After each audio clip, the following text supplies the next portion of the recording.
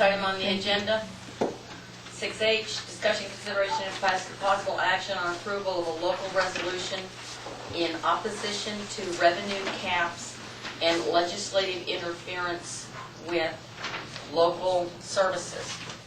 Council, Mr. Nolan will be going tomorrow? In the morning. In the morning.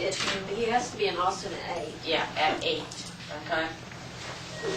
Mr. Nolan, did you want to talk to the council a little bit to this issue? This is a very onerous proposal that is going through the state legislature right now. Prior years, there have been attempts to limit the tax rate, and if I could digress a little bit, prior to 1972, all of the taxing entities had their own appraisal groups, set their own tax rates, and it was pretty much an open season. Almost every taxing entity had different values on properties.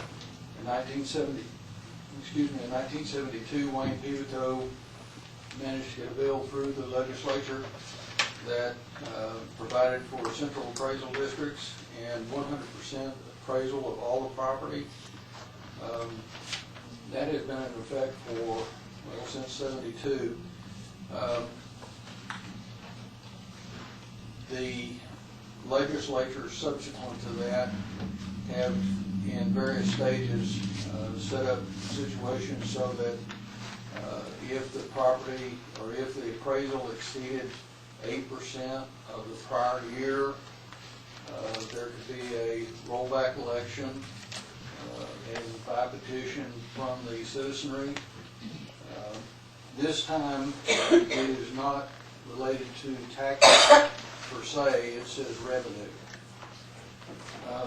It completely negates our ability to go out and recruit industrial clients, economic development. In any given year, if we bring in several clients that change our revenue stream by 4%, it triggers an automatic rollback election. And there are just some very onerous provisions in this. A lot of discussion going on right now. Our state senator, Senator Birdwell, is on the Senate Finance Committee. He is receiving a lot of pressure from the Lieutenant Governor to pass the bill out of committee. I'm not sure who all else is on that committee, but a lot of political pressure from Senator Adencourt out of Houston, and there is a companion bill in the House by Representative Bonin out of College Station, and they're both pushing this very hard. I have talked to Mr. Sheffield's district representative and explained to him the effect that it has. The legislature, and this is just my opinion, the legislature is playing games with the whole issue. They set up a committee hearing in the Senate Finance Committee tomorrow at 9 o'clock. Typically the committee meetings are held in the morning and then the floor action is taken in the afternoon. What has happened is they have scheduled Senate Bill 2 for a hearing in committee tomorrow morning, but tomorrow afternoon they have scheduled floor debate for the Senate Bill 6, which is bathroom bill. That is scheduled and possibly going to run till late in the evening on the floor debate. I expect that the committee's hearings will be cut off at about 11:30.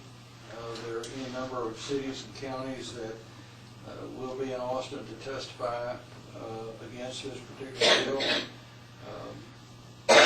It's being loaded against the cities and counties. We're being painted as the bad guys in the deal.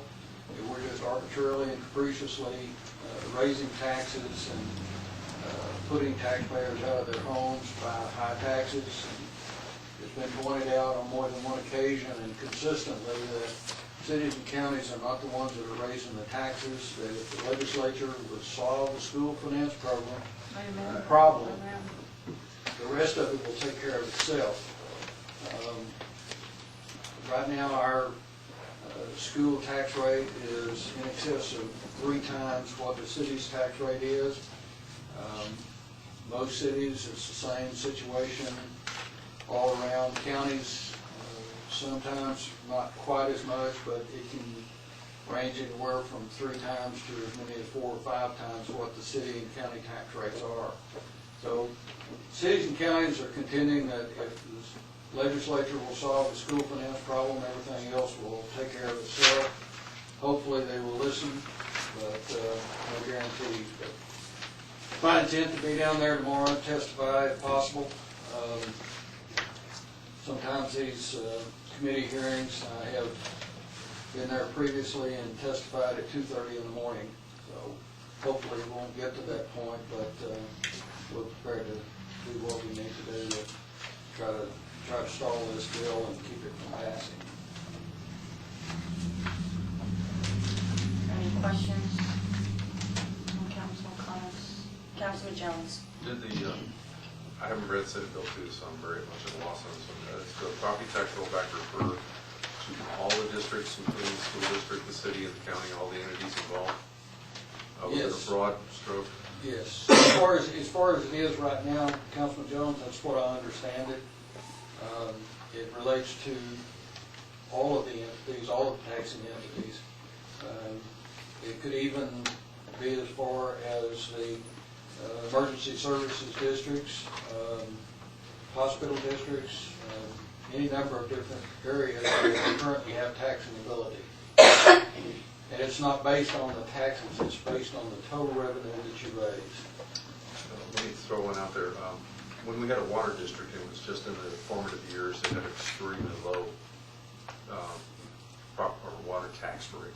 Right. When they finally decided to go ahead and build the reservoir, we were branched, we noticed our water, it quadrupled or went up over something like that. It's a lot.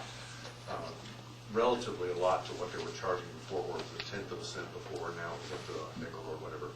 Right. So in that case, their revenue would have gone up considerably more than the 4%, and yet the rate didn't go up about 8%. So in that case, an increase in revenue would cause rollback immediately. Yes, In that case. yes.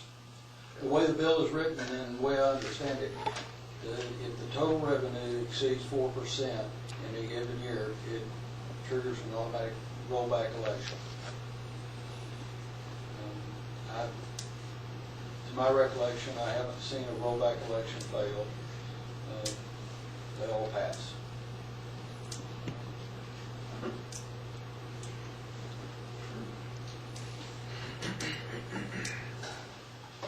Any other questions, comments? Comments from the audience? Do I have a motion to approve resolution number 2017-17? I have a motion so moved by Councilman Mitchell, so seconded by Councilwoman Ramsey. Councilwoman Ramsey? Yes, ma'am. Councilman Moore? Yes. Councilman Jones? Yes. Councilman Mitchell? Yes. Resolution passes 4-0 in favor.